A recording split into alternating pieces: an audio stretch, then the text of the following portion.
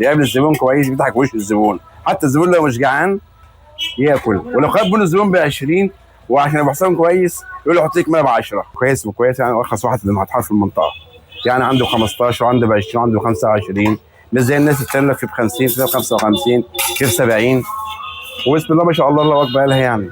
بس كفايه عم عبده، تاكل بس تاكل مع عم عبده، انما الوجبه الثانيه ابو يوسف ده كفيك شره. طب قول لي طيب، ايه يعني سبب ان المكرونه بتاعت ابو حسام حلوه كده والناس بتجيبها من كل مكان؟ عشان ابو حسام يعني بيقابل الزبون كويس، بيقابل الزبون كويس، بيضحك وش الزبون، حتى الزبون لو مش جعان ياكل، ولو خد منه الزبون ب 20 وعشان ابو حسام كويس يقول له حط لك ميه ب 10.